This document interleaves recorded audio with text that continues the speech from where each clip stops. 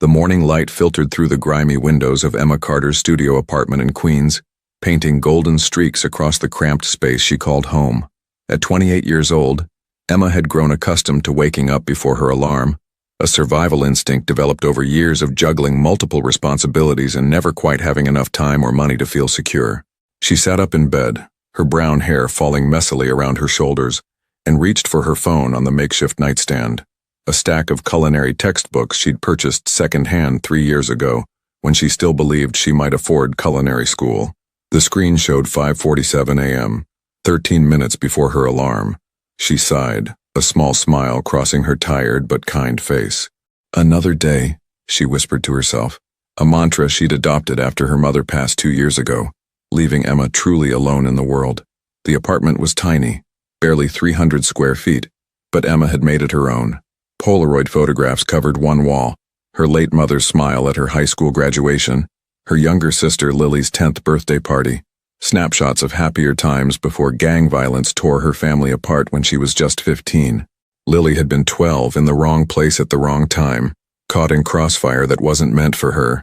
Emma pushed the memories away as she always did, compartmentalizing pain into a box she only opened late at night when sleep wouldn't come. She had learned that survival meant moving forward even when your heart wanted to stay frozen in the past. She dressed quickly in her work uniform, black slacks, a crisp white button-down shirt, and comfortable black shoes that had seen better days but still had a few miles left in them. Her reflection in the bathroom mirror showed a woman who looked older than her years, worry lines around her eyes, a perpetual tiredness that no amount of concealer could fully hide. But there was still warmth there, still kindness in her hazel eyes. The subway ride from Queens to Manhattan took 45 minutes, packed shoulder to shoulder with other early morning commuters. Emma had learned to find peace in the chaos, using the time to listen to audiobooks, currently a biography of Julia Child that made her dream of impossible futures where she owned her own cafe, created her own menu, built something that was truly hers. She emerged from the subway station at 7:23 a.m. into the awakening heartbeat of Manhattan. November in New York City carried a sharp chill, the kind that cut through jackets and reminded you that winter was coming fast. Emma pulled her thin coat tighter. She'd meant to buy a warmer one last year, but rent had increased, and warm coats had fallen down the priority list. The streets were already alive with the symphony of the city, delivery trucks rumbling past, the melodic calls of street vendors setting up their carts, the hiss of steam rising from subway grates, the distant wail of sirens that were as much a part of New York's soundtrack as car horns and construction noise. Emma walked 3 blocks to Rossi's Italian Bistro, a family-owned restaurant that had occupied the same corner of Little Italy for 43 years. The red brick building had old-world charm, a hand-painted sign, small windows with lace curtains, the kind of place that felt like stepping into someone's grandmother's home. "Morning, Emma," called out Tony Rossi, the 62-year-old owner who ran the restaurant with his wife Maria. He was already sweeping the sidewalk outside, his thick Brooklyn accent carrying warmth despite the cold morning. "Morning, Tony," Emma replied, genuine affection in her voice. Tony and Maria had given her a chance 3 years ago when she was desperate, grieving, and had a resume full of gaps. They'd seen something in her, maybe recognized a fellow survivor, and had treated her not just as an employee but as family. "Maria's already got the sauce going," Tony said with a knowing smile. "Says you're the only one who stirs it the right way." Emma laughed softly. "Maria just likes having someone to talk to while she cooks." "That too," Tony admitted with a wink. Inside, the restaurant smelled like heaven. Garlic, basil, tomatoes, fresh bread. Maria Rossi stood at the large stove in the open kitchen, her gray hair pulled back in a neat bun, her floral apron already dusted with flour. At 60, she moved with the efficiency of someone who'd spent a lifetime perfecting her craft. "Ah, there's my girl," Maria called out in her thick Italian accent. Come, taste this and tell me if it needs more oregano." This was their morning ritual. Emma would arrive early, help Maria with prep work, and in exchange Maria would teach her, really teach her how to cook. Not just follow recipes but understand food, respect ingredients, create with instinct and love. For the next 2 hours, Emma chopped vegetables, kneaded dough for fresh pasta, arranged tables, and absorbed every lesson Maria offered. These moments were precious to her. They felt like the relationship she might have had with her own mother if cancer hadn't stolen her away. "You have good hands," Maria said, watching Emma shape pasta. Patient hands, that's the secret, you know. Patience and love. You put those in every dish. People taste it. You've taught me that, Emma replied softly. Maria paused, studying Emma with the knowing eyes of someone who'd seen hardship and recognized it in others. You still saving for that cafe of yours? Emma's hands stilled for just a moment. Trying to, but you know, rent went up again. And my student loans, she trailed off, not wanting to burden Maria with complaints. Life has a funny way of working out, Maria said gently. You keep being good, keep working hard, your time will come. I believe this. Emma wanted to believe it too, but at 28, with $17,000 in student debt from a college degree she'd never finished, $342 in her savings account, and rent that consumed most of her paycheck, belief was hard to maintain. The restaurant opened at 11 a.m. By 11:15, the lunch rush had begun. Rossi's was popular with locals and tourists alike, the kind of authentic spot that food bloggers love to discover and regulars protected fiercely. Emma moved through the dining room with practiced grace, balancing plates, remembering orders, offering recommendations, making small talk. She was good at this, really good. She had the rare gift of making people feel seen, heard, valued. Regular customers requested her section specifically. At 12:30 p.m., the bell above the door chimed, and Emma glanced up from the order she was taking to see a little girl enter with a woman in her mid-30s, wearing sunglasses and an expensive-looking coat. The little girl was perhaps 6 years old, with dark curly hair pulled into two ponytails, wearing a navy blue school uniform and clutching a worn stuffed rabbit. Her eyes, large and expressive, scanned the restaurant with curious intelligence. "Welcome to Rossi's," Emma called out warmly. "Sit anywhere you'd like." The woman guided the little girl to a table near the window. Emma noted it was somewhat isolated from other diners, giving them privacy. The woman sat with her back to the wall, eyes constantly scanning the room. Emma recognized the behavior, hypervigilance. She'd seen it in herself after Lily died, that constant awareness of exits and threats. Emma approached their table with menus and a warm smile directed at the little girl. "Hi there, what's your friend's name?" she asked, gesturing to the stuffed rabbit. The little girl looked up at Emma with those big eyes and smiled shyly. "His name is Mr. Hops. He's very old. My mommy gave him to me." "Mr. Hops is a very distinguished gentleman," Emma said seriously, making the girl giggle. "I can tell he has excellent taste. Now, do you and Mr. Hops know what you'd like for lunch? Can I have spaghetti with butter?" the girl asked hopefully. "And hot chocolate?" "Sophia, it's not polite to," the woman began. "That sounds perfect," Emma interrupted gently. "One spaghetti with butter and the best hot chocolate in New York City coming right up. And for you, ma'am." "Just coffee." "Black," the woman said curtly, her eyes never stopping their scan of the room. As Emma walked away, she heard the little girl, Sophia, say, "She's nice, Elena. I like her." Over the next 45 minutes, Emma found herself drawn back to their table more than necessary. Sophia was a delightful child, articulate, imaginative, with an old soul quality that suggested she'd seen or experienced things beyond her years. When Emma brought the hot chocolate topped with fresh whipped cream and a sprinkle of cinnamon, Sophia's face lit up like Christmas morning. "This is the most beautiful hot chocolate I've ever seen," Sophia exclaimed. "Well, a distinguished gentleman like Mr. Hops deserves only the best," Emma replied with a wink. During a brief lull, Emma noticed Sophia drawing on a napkin with crayons the woman, Elena, had pulled from an expensive leather bag. Emma approached with a genuine curiosity. "What are you drawing?" Sophia looked up, brightening at the attention. "A castle. Do you like castles?" "I love castles," Emma said, crouching down to Sophia's eye level. "Is that where you live?" Sophia's expression shifted slightly, something flickering across her young face that looked like sadness. "No, I live in a big house, but it's not like a castle. Castles have princesses and happy endings. My house just has..." She paused, seeming to search for words. "Lots of quiet." The comment struck Emma deeply. She recognized that loneliness, had lived it herself. "Well," Emma said softly, "maybe you're drawing the castle you'll live in someday, when you're a grown-up princess who makes her own happy endings." Sophia's eyes widened with hope. "Do you really think so?" "I absolutely think so." Elena checked her watch and pulled out her phone, typing rapidly. Emma stood, sensing their time was ending. "Would you like me to box up the rest of your spaghetti?" "Yes, please," Sophia said. Then with the earnest seriousness only children can muster, she added, "Will you be here next time I come?" "I work Tuesday through Saturday, 11 to 7, Emma said. "So if you come during those times, I'll be here." "I'll tell my daddy," Sophia said firmly. "He should meet you. You're nice." Something about the way Sophia said it, with such certainty and determination, made Emma's heart squeeze. This little girl was clearly lonely, clearly craving normal connections and warmth.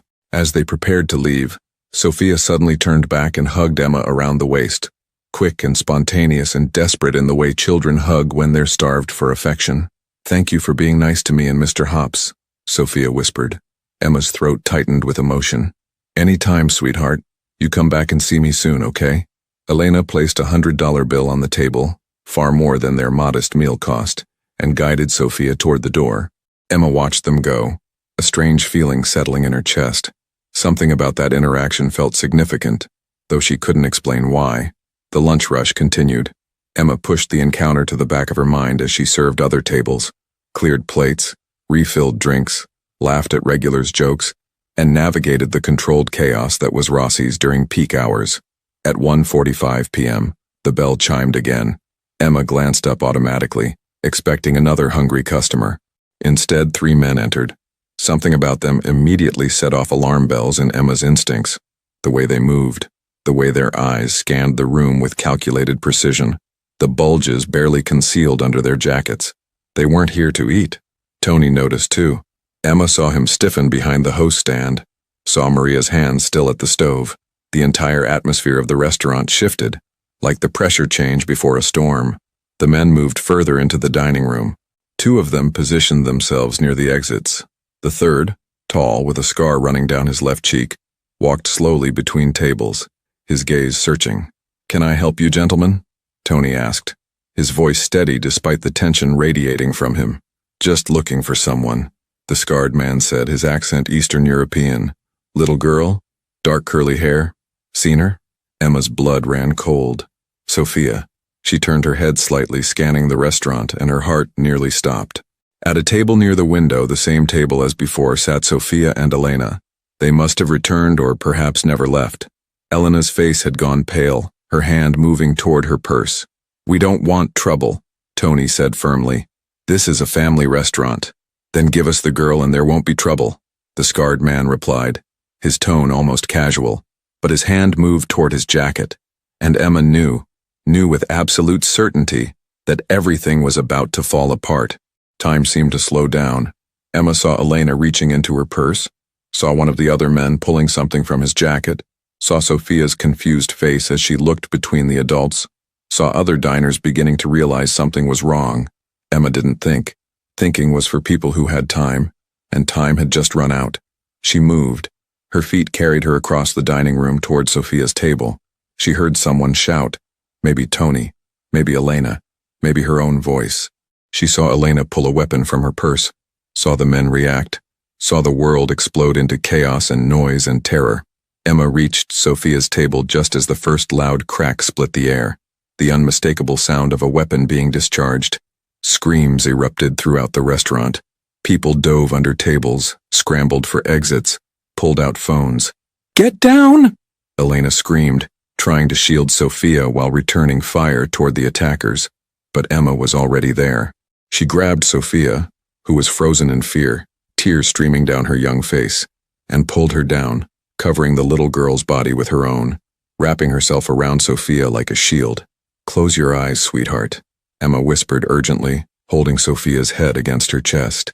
"Close your eyes and think about your castle. Think about princesses and happy endings. Don't look. Don't look." Sophia buried her face in Emma's shirt, her small body trembling violently, her hands clutching Mr. Hops and Emma's uniform with equal desperation. The noise was overwhelming. More shots, shouting, furniture overturning, glass shattering. Emma squeezed her eyes shut, her entire body wrapped around Sophia, trying to make herself as large as possible, as much of a barrier as she could be. She felt it before she understood it, a sharp, burning sensation in her left shoulder, then her side, like being punched, but wrong, hot, spreading. Emma gasped, her arms tightening around Sophia instinctively. Pain radiated through her body, white hot and consuming, but she didn't let go. She couldn't let go. "It's okay," she managed to whisper to Sophia, though her voice was strained. "You're okay. I've got you. I've got you." More shouting. More chaos. Then sirens. Distant but growing closer. The shooting stopped as suddenly as it had started. Emma heard running feet, the sound of the men fleeing. Elena's voice barking orders into a phone. "Emma." Sophia's small, terrified voice cut through the fog of pain. "Emma, why are you making that noise?" Emma realized she was making a sound, a low, pained whimper she hadn't been conscious of. She tried to stop, tried to smile, tried to reassure this little girl whose world had just shattered. "I'm okay, baby," she lied, feeling warmth spreading across her skin, the unmistakable wetness of her own blood. "Everything's going to be okay." Elena appeared beside them, her face pale and splattered with. Emma's mind couldn't process it. Elena holstered her weapon and immediately assessed Emma with professional efficiency. "Oh God," Elena breathed. "Sophia, honey, I need you to move. I need to help Emma." "No," Sophia cried, clutching Emma tighter. "No, don't leave me, Emma. Please don't leave me." "I won't," Emma whispered, though darkness was creeping in at the edges of her vision. "I won't leave you, sweetheart. I promise." But her body was betraying her. The adrenaline that had carried her through the last minutes was fading, and the reality of her injuries was overwhelming her system.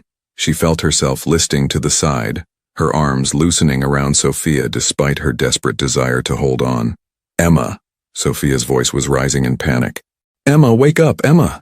Emma's eyes fluttered open one last time, focusing on Sophia's face, those big dark eyes now filled with tears and terror, her small hands touching Emma's cheeks, trying to keep her conscious.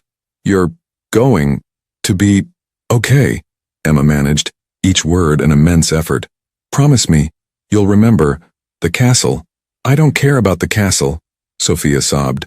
"I need you. Please don't go. Please." The last thing Emma saw before darkness claimed her was Sophia's face, tears streaming down her cheeks, her mouth forming Emma's name over and over. The last thing she felt was the little girl's hand clutching hers with desperate strength. Then nothing. The sirens grew louder. Paramedics rushed in.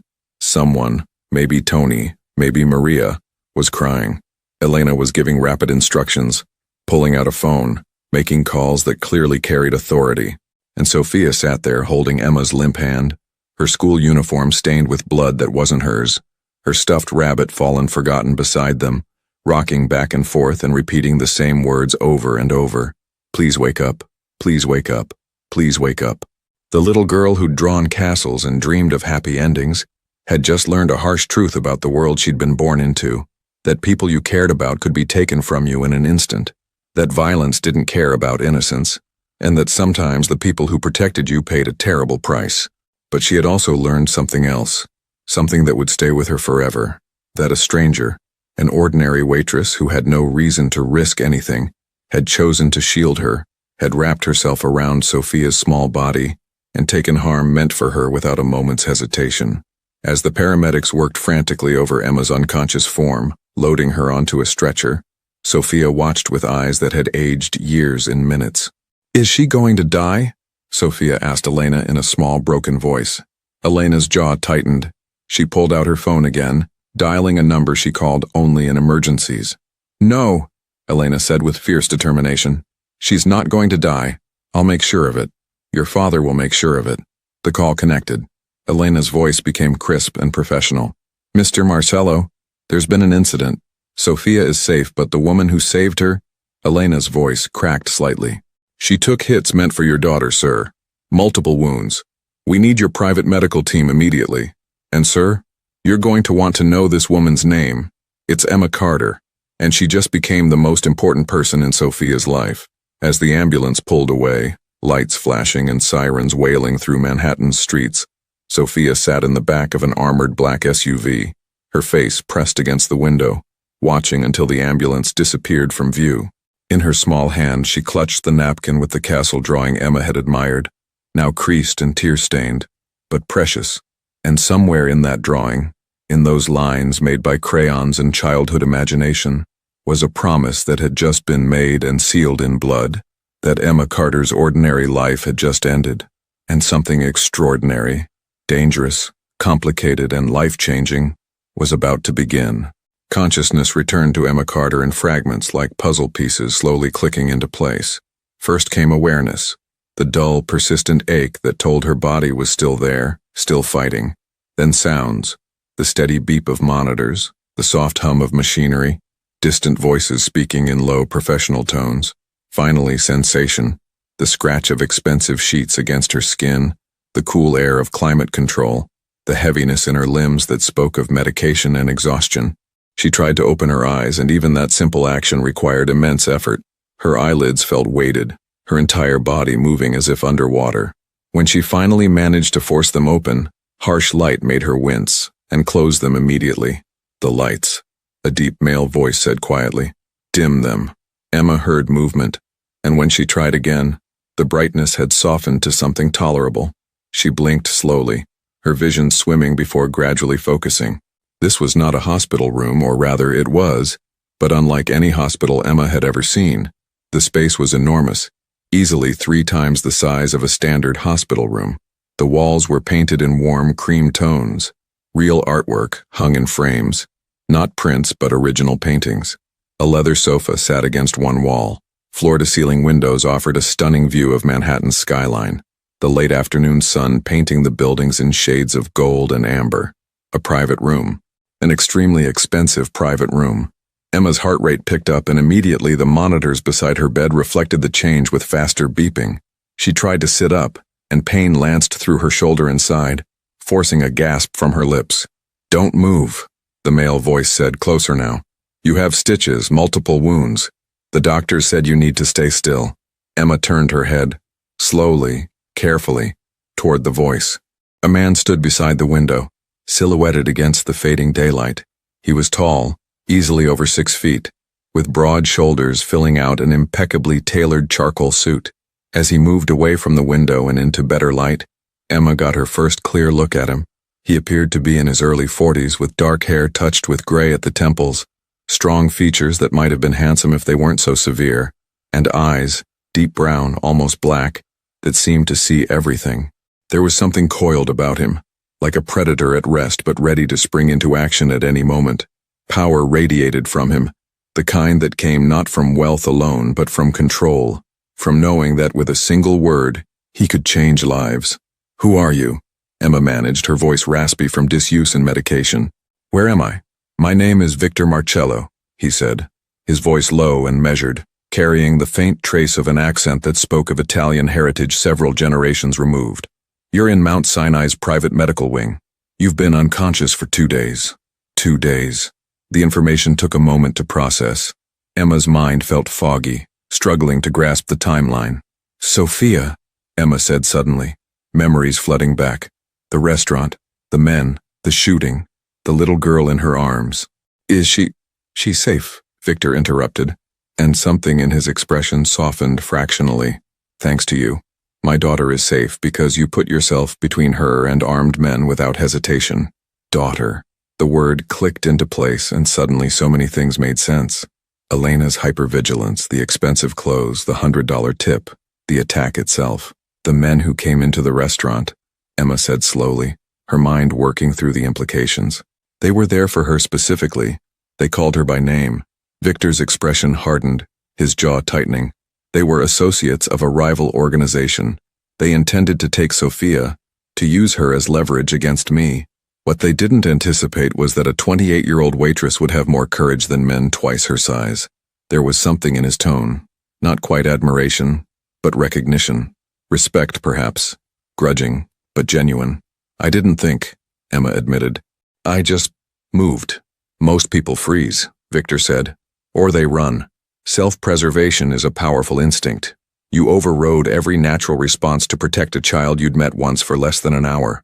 He paused, studying her with those intense dark eyes. Why? Emma considered the question. Why had she done it? In that moment she hadn't had time to analyze or rationalize. But now, lying in this expensive hospital bed, she could trace the threads back to their source. Because no child should pay for the choices adults make, she said finally.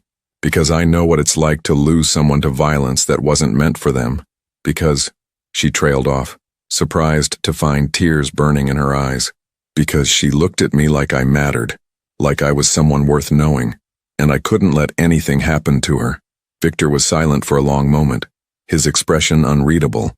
Then he moved to the chair beside her bed and sat down, a gesture that somehow made him seem more human, less like a figure from a different world. "Tell me about your injuries," Emma said, needing to change the subject, to understand what had happened to her body. "You were struck twice," Victor said, his voice clinical but not cold. "Once in the left shoulder, once in your left side, just below the ribs. The shoulder wound was clean, through and through, missing major arteries. The side wound was more serious. It required surgery to remove fragments and repair damage. You lost significant blood. The doctor said if the ambulance had arrived even 5 minutes later." He didn't finish the sentence. He didn't need to. Emma absorbed this information, her hand moving instinctively to her side, feeling the bandages beneath the hospital gown. She'd come within 5 minutes of dying. The reality of it was overwhelming. "The doctors here are the best in the country," Victor continued. "Your medical care, your recovery, everything, it's all been taken care of. You won't see a single bill. Consider it handled." "I can't accept that," Emma said automatically, even as her practical mind calculated what this level of care must cost. Tens of thousands, easily. Maybe more. "I don't even have insurance that would cover this kind of facility." "You don't have a choice," Victor said, and there was steel beneath the words. Not a threat, but a statement of fact. "You saved my daughter's life. There is no sum of money, no gesture, that could adequately repay that debt. But I can at least ensure that your sacrifice doesn't destroy you financially." "It wasn't a sacrifice," Emma protested. "I didn't do it expecting payment. I did it because it was right." "I know," Victor said, and this time there was definitely something like admiration in his voice, "which is precisely why you deserve to be compensated. You acted with pure intention. That's rare." Before Emma could respond, the door to her room opened and a nurse entered, professional, efficient, checking the monitors and Emma's vitals with practiced ease. Behind the nurse, hovering in the doorway, was a small figure Emma recognized immediately. "Sophia," Emma breathed. The little girl stood there in a lavender dress, her dark curly hair held back with a matching headband, clutching Mr. Hops against her chest. But it was her eyes that broke Emma's heart. Those big, expressive eyes now shadowed with fear and trauma, rimmed with dark circles that spoke of nightmares and sleepless nights. "Is she awake?" Sophia asked in a small voice, addressing her father but staring at Emma with desperate hope. "Is she really awake? Elena said she might wake up today, but I was scared she wouldn't. I was scared." "She's awake, Principessa," Victor said gently, using an endearment that transformed his severe features into something almost tender. "Emma is awake and she's going to be fine." Sophia didn't wait for permission. She rushed into the room, stopping just short of the bed, her hands clutching Mr. Hops so tightly her knuckles were white. "You came back," Sophia whispered, tears streaming down her face. "You came back. I thought you left me like Mommy did. I thought you were gone forever." Emma's heart shattered. She reached out her right hand, her good arm, toward Sophia. "Come here, sweetheart, carefully, okay? I'm a little sore, but I really need a hug." Sophia climbed onto the chair beside the bed, and with Victor's steadying hands carefully leaned against Emma, her small body shaking with sobs. Emma wrapped her arm around the little girl, stroking her hair, making soft, soothing sounds she remembered her own mother making. "I'm right here," Emma murmured. "I promised you I wouldn't leave, remember? And I keep my promises." "But there was so much blood," Sophia hiccuped against Emma's shoulder. "And you weren't moving, and I was so scared. I've never been so scared." "I know, baby. I know. But I'm okay now. See? I'm right here talking to you. And you know what? You were so brave. You did exactly what I told you to do. You closed your eyes and thought about your castle." "I don't care about the castle anymore," Sophia said fiercely, pulling back to look at Emma with intensity beyond her years. "I only care that you're okay. Daddy said you're a hero. He said you saved my life." Emma glanced at Victor, who was watching the interaction with an expression she couldn't quite read. Something complex, layered with emotion he clearly wasn't accustomed to showing. "Your daddy's right that you're safe," Emma said gently. "And that's all that matters to me." The nurse finished her checks and left quietly. Elena appeared in the doorway. Emma recognized her immediately and gave Victor a meaningful look. "Sophia, darling," Victor said softly. "Emma needs to rest. We should let her." "Can I stay?" Sophia asked, looking between her father and Emma with pleading eyes. "Please?" Just for a little while. I'll be quiet, I promise. Emma saw Victor's internal struggle, the desire to give his daughter anything she wanted warring with what he clearly believed was right. Before he could respond, Emma spoke up. She can stay for a bit, Emma said. If it's okay with you, maybe she could tell me about what she's been doing for the past 2 days. I bet there are stories. Victor's expression softened at Emma's understanding, at her willingness to prioritize Sophia's emotional needs over her own rest. He nodded once. 30 minutes, he said to Sophia. Then Emma needs to rest properly, and you need dinner in bed. You haven't been sleeping well. Okay, Daddy, Sophia agreed readily, already settling more comfortably in the chair. Mr. Hops tucked securely in her lap. Victor stood, preparing to leave, but paused at the door. His eyes met Emma's, and something passed between them. An understanding, an acknowledgement of the bond that had been formed through violence and protection. Thank you, he said simply, for everything. We'll talk more when you're stronger. Then he was gone, leaving Emma alone with Sophia and the late afternoon light streaming through the windows. Part 2. Connections. Over the next 3 days, Emma's hospital room became a strange sort of sanctuary. Sophia visited daily, always accompanied by Elena or Victor, sometimes both. The little girl would sit beside Emma's bed for hours, drawing pictures, reading books aloud, telling stories about school and friends and the lonely vastness of the Marcello estate. Emma learned that Sophia attended an exclusive private school on the Upper East Side, that her favorite subject was art, that she loved strawberries but hated bananas, that she had nightmares about the restaurant but wouldn't talk to the child psychologist her father had hired because she doesn't understand like Emma does. Victor came too, though his visits were briefer, more formal. He would check on Emma's progress, ensure she had everything she needed, ask careful questions about her comfort level and pain management. There was a reserve to him, a wall he kept firmly in place, but Emma began to notice cracks, the way his expression softened when Sophia laughed, the concern that flickered in his eyes when Emma winced in pain, the careful consideration he gave to her words when they spoke. On the 4th day, when Emma was finally cleared to sit up properly and the fog of pain medication had lifted enough for real conversation, Victor arrived alone. He carried a leather folder and wore a different suit, navy this time, equally expensive, equally perfectly tailored. How are you feeling? He asked, taking his usual seat in the chair beside her bed. Better, Emma said honestly. Sore, but better. The doctors say I can probably be discharged in a few days if I continue to heal well. Discharged to where? Victor asked, his tone neutral but his eyes sharp. Your apartment in Queens? The one on the 3rd floor with no elevator? Where you'll have to climb stairs with fresh surgical wounds and limited mobility? Emma blinked, taken aback. How do you know about my apartment? I had you investigated, Victor said bluntly, offering no apology. The moment you saved my daughter's life, you became someone I needed to understand completely. I know about your studio in Queens, your student loans, your late mother, your sister who died when you were 15. I know you worked at Rossi's for 3 years, that Tony and Maria Rossi consider you family, that you're saving money to open your own cafe someday. I know you're paycheck to paycheck, that you've been turned down for business loans 4 times, that you donate to 3 charities despite barely being able to afford it. He paused. Should I continue? Emma felt violation and understanding war within her. The invasion of privacy was stunning, but she also recognized the logic. A man in Victor's position couldn't afford to leave anything to chance. That's very thorough, she said carefully. I'm a thorough person, Victor replied. I don't take chances, especially not with Sophia's safety. When a stranger throws herself into danger for my daughter, I need to understand motivation, background, potential threats. And what did you conclude?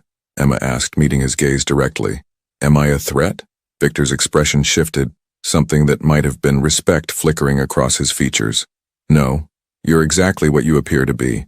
A good person trying to survive in an expensive city, carrying grief you've never properly processed, working hard and dreaming of a future that's always just out of reach.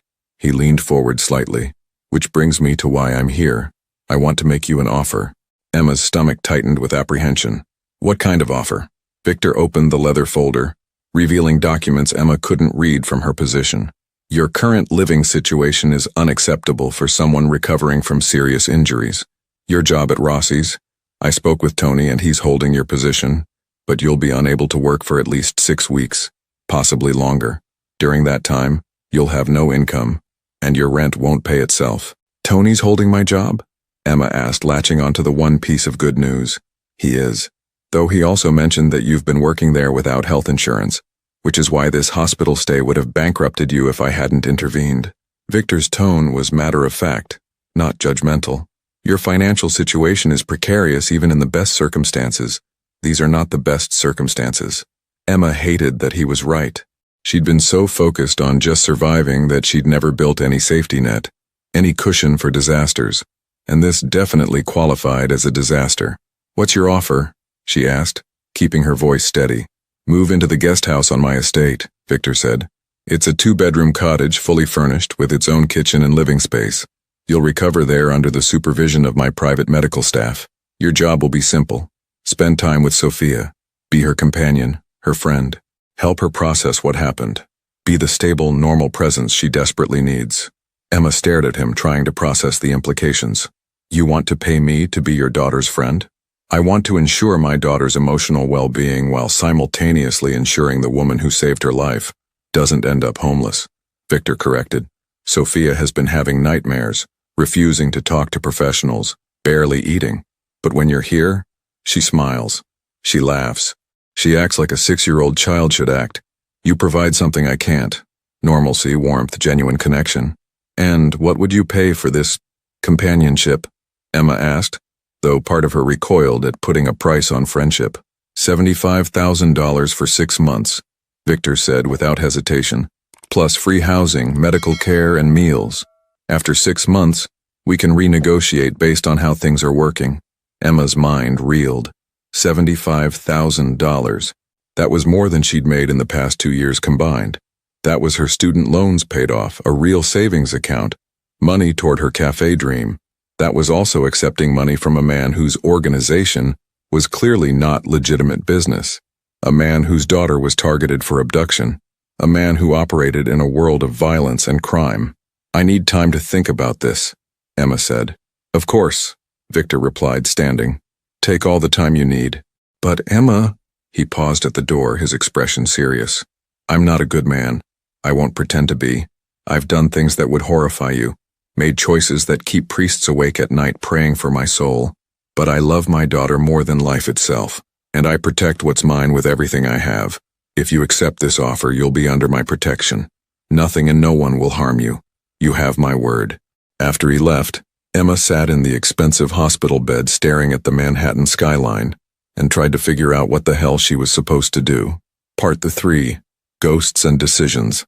That night, Emma dreamed of Lily, her younger sister, 12 years old forever, wearing the purple jacket she'd loved, her braces catching light as she smiled. They were at the park near their childhood home in Brooklyn, and Lily was on the swings, pumping her legs, trying to go higher. Push me, Emma, Lily called, her voice full of joy. Emma pushed and Lily went higher, higher, until she was nearly parallel with the top bar. Be careful, Emma called. You're going too high. I'm flying, Lily laughed. Then the scene shifted, as dreams do. They were no longer in the park, but on a street Emma recognized with nauseating clarity, the corner of Bedford and Sterling, where her sister had died 13 years ago, where Lily had been walking home from a friend's house, had been in the wrong place when rival groups opened fire on each other, had taken a stray round that no one had meant for her.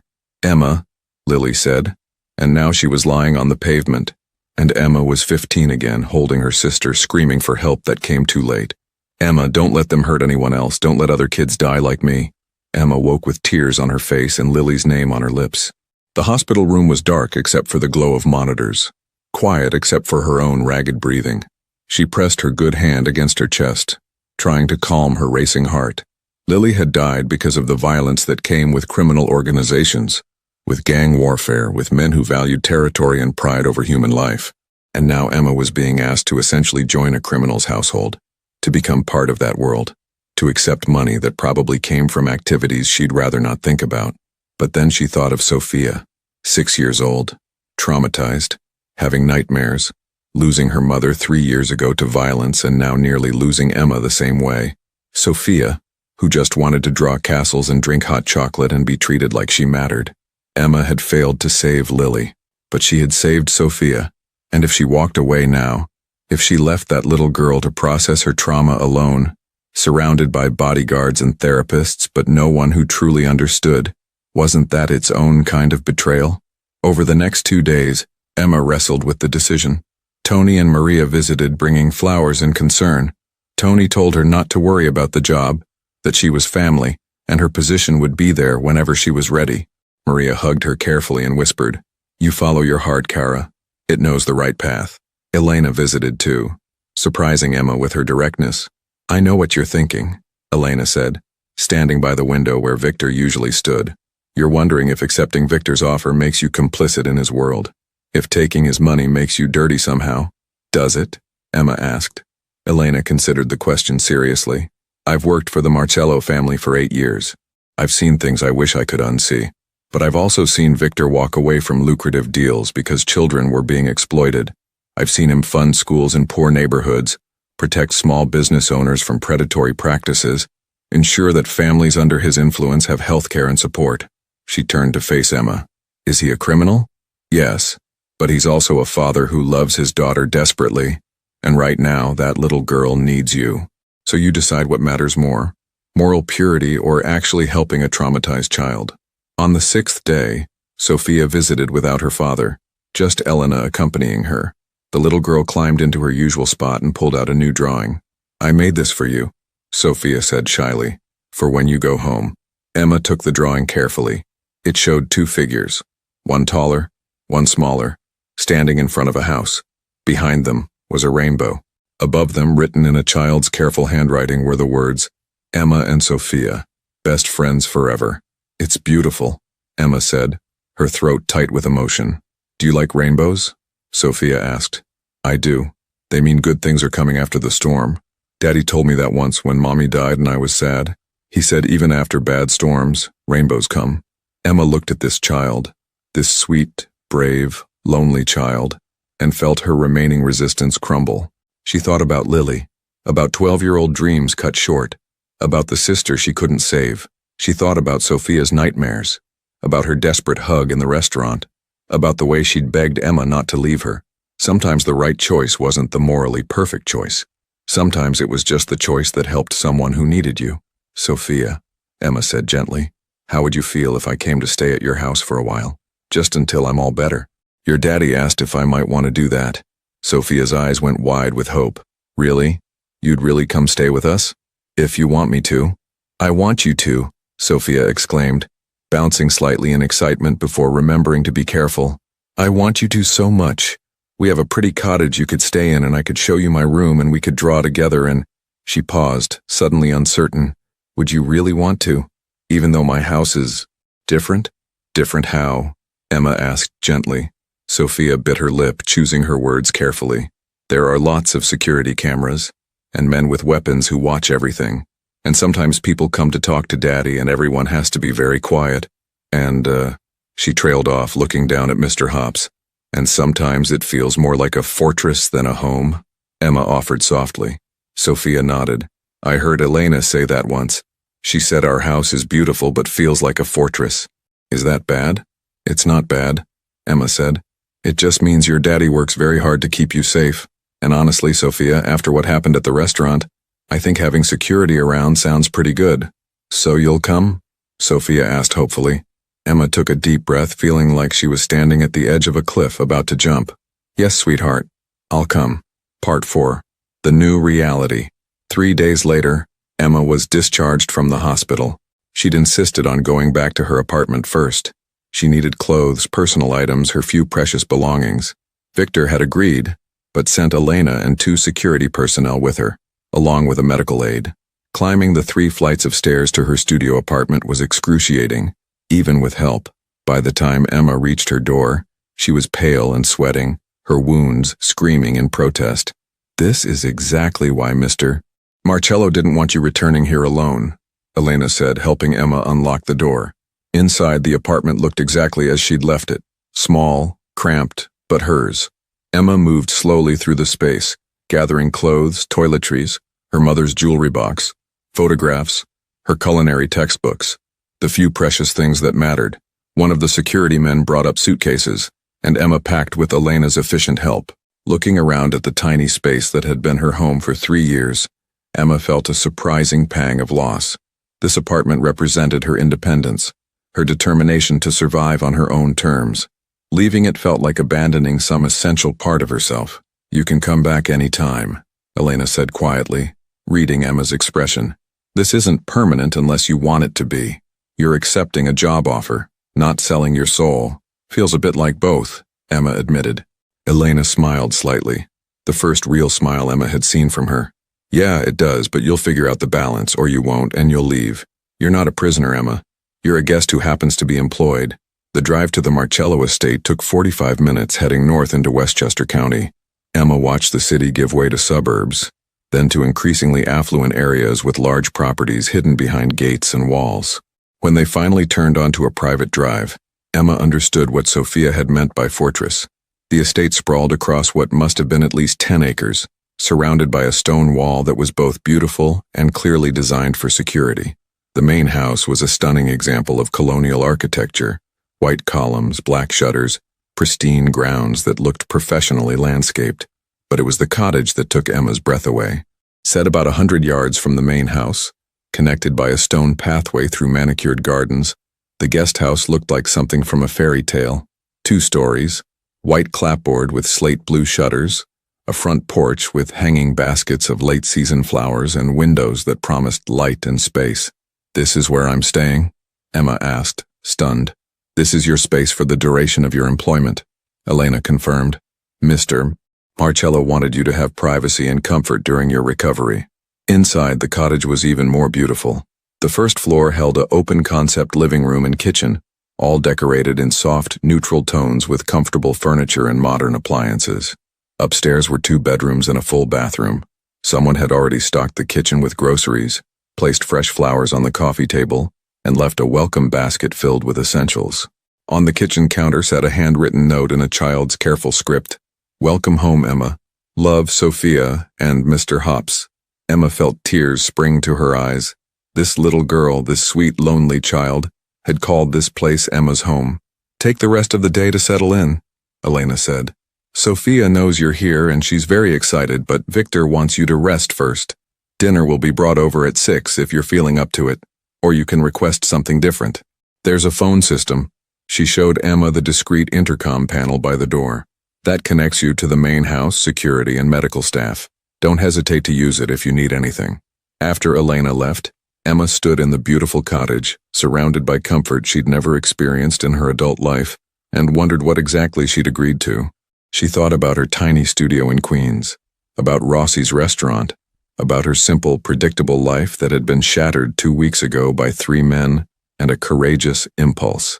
She unpacked slowly, placing her mother's jewelry box on the dresser, her photographs on the nightstand, her culinary books on the built-in shelves in the living room, making the space hers, claiming it as her temporary home.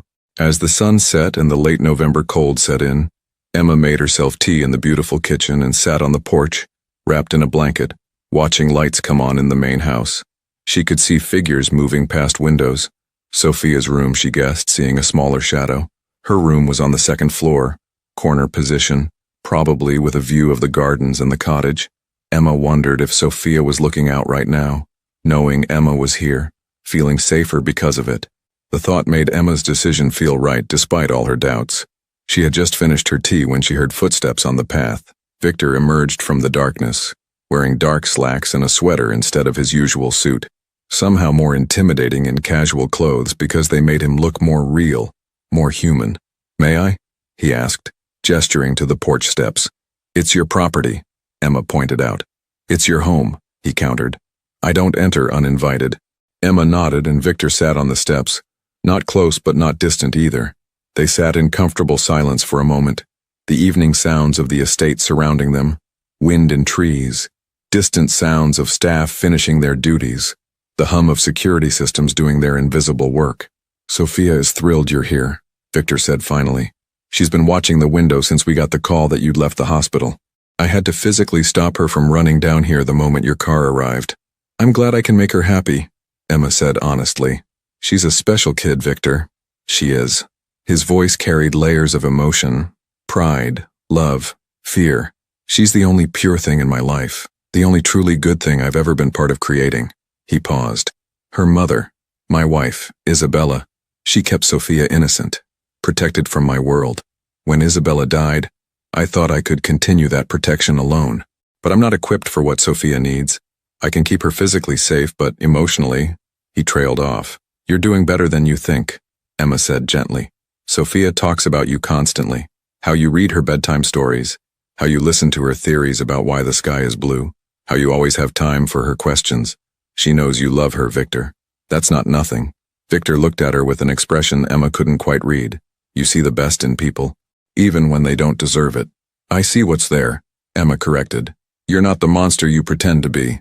You're a father who's terrified of failing his daughter. I understand that fear. Because of your sister, Victor said. It wasn't a question. Emma nodded slowly. Lily. She was 12 when she died, caught in gang crossfire on her way home from school. Wrong place, wrong time. The people responsible were never even arrested. The case went cold, just another tragedy in a neighborhood full of tragedies. She wrapped the blanket tighter. I was 15 and I couldn't protect her, couldn't save her. That failure, it shapes you, which is why you didn't hesitate with Sophia, Victor said, understanding dawning. You saw a chance to succeed where you'd failed before. Maybe, Emma admitted, or maybe I just saw a kid who needed protection and reacted. I don't know if my motives were that complex in the moment. Victor stood, preparing to leave, but he paused, looking back at Emma. Whatever your motives, you saved my daughter's life. There's a debt there that can never be fully repaid. But I want you to know, you're not just an employee, Emma. You're under my protection now. My enemies are your enemies. My resources are your resources. And I keep my people safe. I'm not your people, Emma said softly. I'm just someone trying to help Sophia heal. You became my people the moment you threw yourself between my daughter and armed men, Victor replied. Welcome to the family, Emma Carter, for better or worse. He walked back toward the main house, leaving Emma alone with the implications of what she'd just agreed to. As she watched him go, she noticed something she hadn't seen before. In one of the cottage's upstairs windows reflecting the interior light, she could see the edge of a photograph frame on the dresser where she'd unpacked. Curious, Emma went back inside and climbed the stairs carefully. The photograph was one she'd brought from her apartment, a picture of her mother and Lily, taken the summer before Lily died. They were at Coney Island laughing, cotton candy in hand, joy captured in a perfect moment before tragedy struck. But as Emma lifted the frame to straighten it, something caught her eye.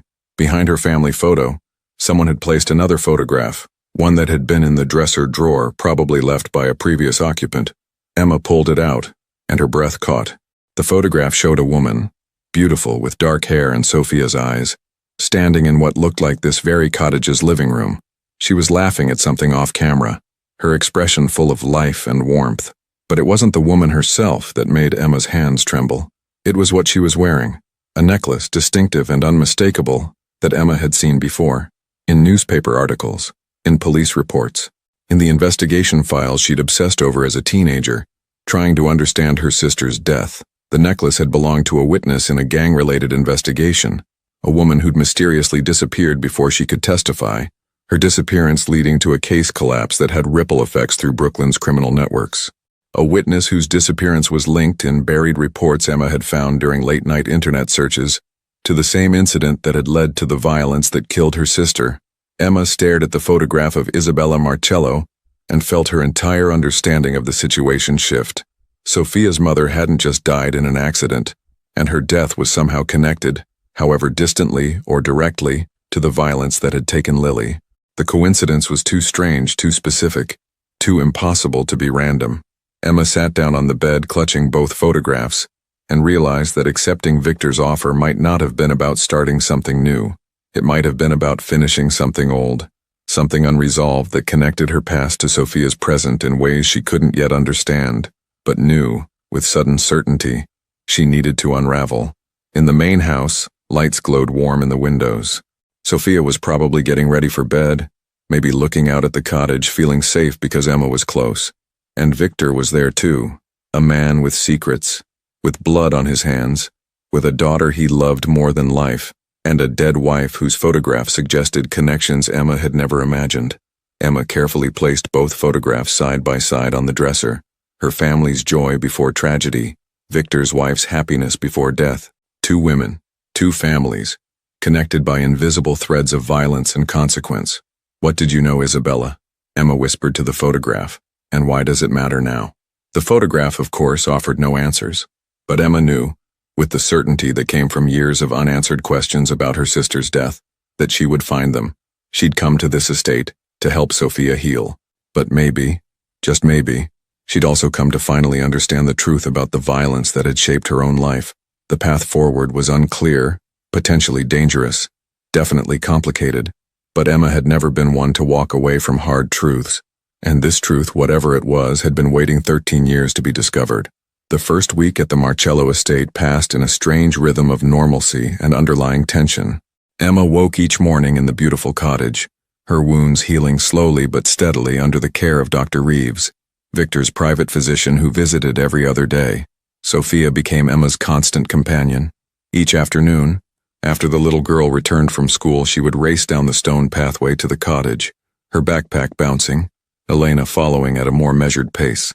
They would sit at the kitchen table, Sophia doing homework while Emma prepared simple snacks, talking about everything and nothing. "Miss Peterson says I'm the best artist in class," Sophia announced one afternoon, her pencil moving across her math worksheet. "But I told her it's because Emma teaches me to see things differently." Emma smiled, slicing apple wedges. "You are already talented, sweetheart. I just showed you some techniques. Can we draw later? After I finish this horrible division?" "Horrible division?" Emma laughed. "Math is actually beautiful once you understand it.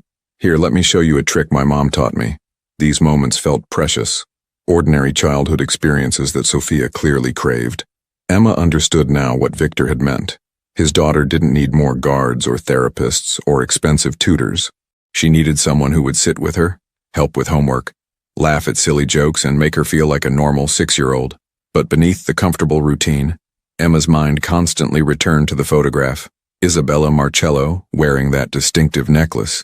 The connection to her sister's case felt too specific to ignore, yet Emma had no idea how to pursue it without raising suspicions. Victor maintained a respectful distance. He would appear for dinner twice a week, formal meals in the main house where Sophia chattered happily, while Emma observed the careful dynamic between father and daughter. Victor was attentive but reserved, clearly uncomfortable with emotional displays, yet desperate to connect with Sophia. "Daddy, Emma says we can make cookies tomorrow," Sophia announced during one such dinner. "The kind with chocolate chips. Can you help?" Victor's expression softened. "I have meetings tomorrow, Principessa. But perhaps this weekend?" "You always have meetings," Sophia said, disappointment clear in her voice. The comment hung in the air awkwardly. Emma intervened gently. "Your daddy works very hard to take care of you, Sophia, but I bet he'd love to taste test the cookies we make. Should we save him the biggest one?" Sophia brightened. "The one with the most chocolate chips." Victor's eyes met Emma's across the table. Gratitude and something else. Recognition, perhaps, of how naturally Emma navigated these emotional moments he found so difficult. Part 2. The investigation begins 2 weeks into her stay. Emma finally had an opportunity. Victor was in the city for the day, Sophia was at school, and Elena had mentioned needing to run errands. Emma stood in her cottage staring at Isabella's photograph, and made a decision. She pulled out her laptop, an old, battered thing she'd brought from her apartment, and began searching. The necklace was distinctive, a gold chain with a pendant featuring 3 intertwined circles, each set with a different colored stone. It had been mentioned specifically in witness reports from 13 years ago. The witness, a woman named Maria Santos, had been scheduled to testify about gang activities in Brooklyn. She'd witnessed a confrontation that led to increased violence, including the incident that killed Lily. But Maria had disappeared before the trial, and the case had collapsed. Emma had researched this obsessively as a teenager, trying to understand why her sister's killers went free. She'd memorized every detail of those reports, including descriptions of Maria Santos's appearance and distinctive jewelry. Now, years later, she was staring at that same necklace around Isabella Marcello's neck. Emma's hands trembled as she typed, searching for connections between Maria Santos and Isabella Marcello. The names were different, but what if? A knock at the cottage door made Emma jump. She quickly closed the laptop and stood, her heart racing. Marco stood on the porch, Victor's captain, a man in his mid-30s with sharp eyes and an easy smile that never quite reached those eyes. Emma had met him briefly during her first week.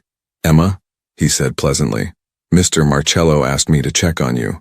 Make sure you have everything you need." "I'm fine, thank you," Emma replied, keeping her voice steady.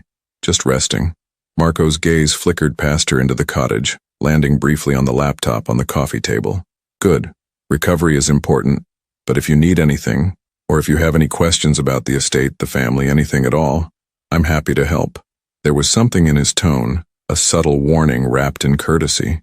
Emma wondered suddenly how much the security staff monitored. Were there cameras in the cottage? Had someone noticed her searching? "I appreciate that," Emma said carefully.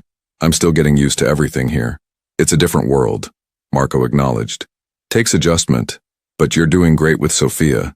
She's happier than I've seen her in years." He paused. "Mr. Marcello values loyalty, Emma, and he protects those who are loyal to him. Just something to remember." After he left, Emma stood frozen, her mind racing. The message had been clear. Stay in your lane. Don't ask questions. Be grateful for what you have.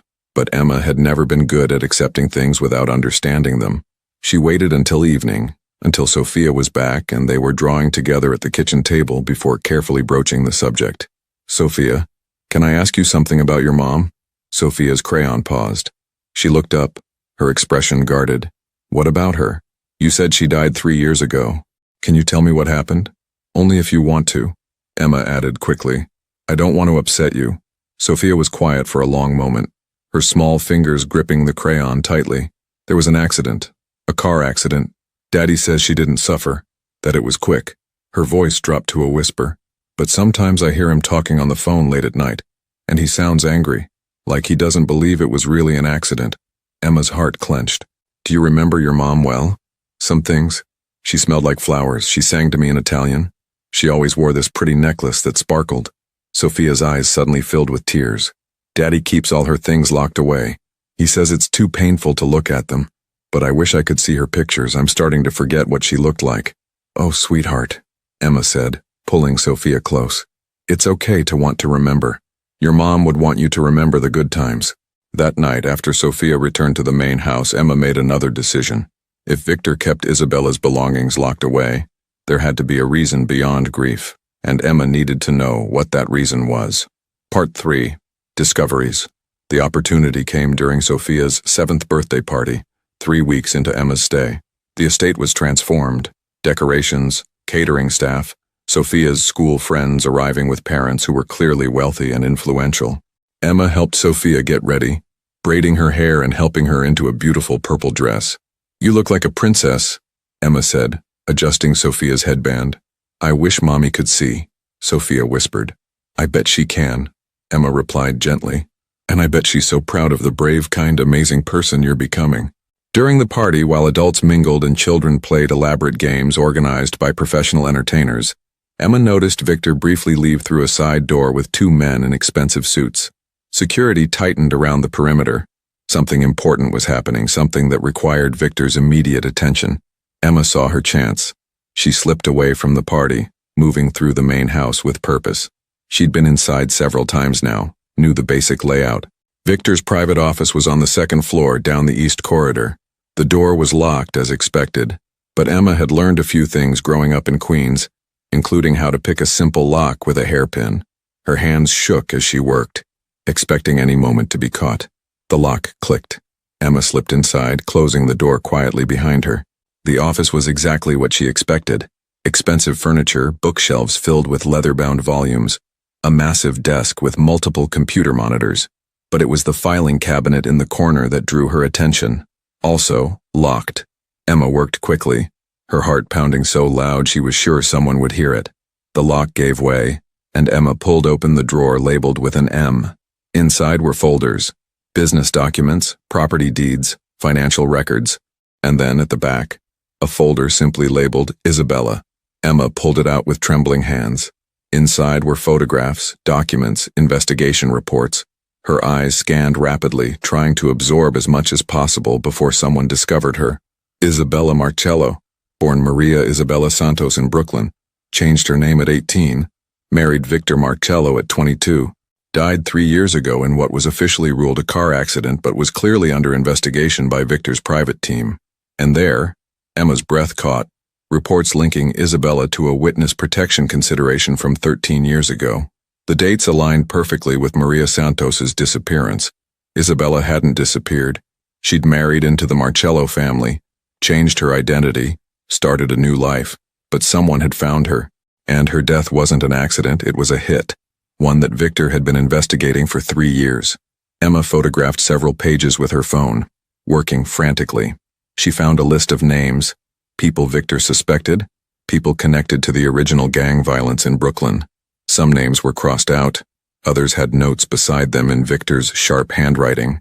And then Emma saw it, a name that made her blood run cold. Raymond Castellano, the same family that had attacked the restaurant, the same organization responsible for the violence that killed Lily. The Castellanos had killed both Isabella and Lily. Different incidents, different reasons, but the same perpetrators. Victor had been hunting them for 3 years, getting closer, eliminating their allies one by one. The revenge wasn't just about Isabella, it was about everyone they'd hurt. Emma was so focused on the documents that she didn't hear the door open until Victor's voice cut through the silence. "Looking for something?" Emma spun around, her face going pale. Victor stood in the doorway, his expression unreadable but his eyes sharp with anger and something else. Betrayal. "I can explain," Emma started, her voice shaking. "You broke into my private office. You're going through confidential files. You've violated my trust and my hospitality." Victor's voice was cold, controlled, but Emma could see the fury beneath. "So please, Emma, explain why I shouldn't have Marco escort you off my property immediately." Emma straightened, meeting his gaze directly despite her fear. "Because your wife and my sister were killed by the same people. Because I've spent 13 years wondering why the people responsible for Lily's death went free.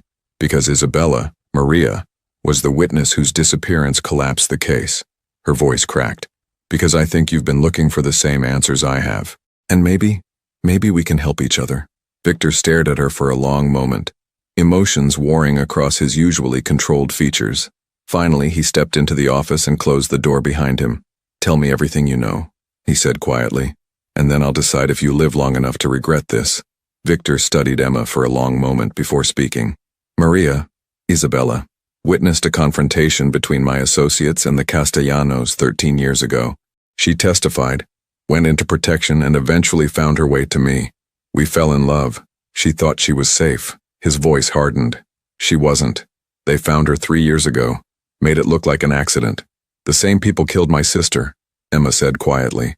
"Lily was 12. Wrong place, wrong time." "I know," Victor admitted. "I've been investigating everyone connected to that day. Your sister's name came up. When you saved Sophia, I had you researched and realized the connection." He paused. "I've spent 3 years dismantling the Castellano organization piece by piece. They're desperate now. That's why they came for Sophia." "So what happens now?" Emma asked. "Now we finish this," Victor said grimly. "Together." 2 weeks later, the final confrontation came on a cold December evening. Intelligence indicated the remaining Castellano leadership would make one last attempt on Sophia. Victor used it, setting a trap with Sophia safely hidden and Emma as his unexpected partner. When the attack came at the estate, Emma stayed with Sophia in the secure room while Victor's team engaged the threat outside. Sophia clutched Emma's hand, scared, but trusting. "You won't let them hurt Daddy?" Sophia whispered. "Your daddy is very strong," Emma assured her, "and he's fighting to keep you safe. Both of us are." The confrontation was brief, but decisive. The Castellano leaders were apprehended, evidence secured. Years of crimes, including both Isabella's and Lily's deaths, would finally see justice. Emma stood in her new cafe, Lily's kitchen, watching Sophia help arrange pastries in the display case. Victor had invested as a silent partner, but the success was Emma's own. Sophia spent weekends with Emma, their bond stronger than ever. Victor visited often, and slowly, carefully, something was growing between him and Emma. Not rushed, but real. "Emma?" Sophia called. "Can we make Mommy's recipe today? The one Daddy taught us?" "Absolutely." Emma smiled, watching Victor enter with his rare, genuine smile. They'd both lost people they loved to violence, but from that tragedy they'd built something new, a family chosen through courage, trust, and the determination to protect what mattered most. Sophia laughed as flour dusted her nose. and Emma realized that sometimes the greatest stories weren't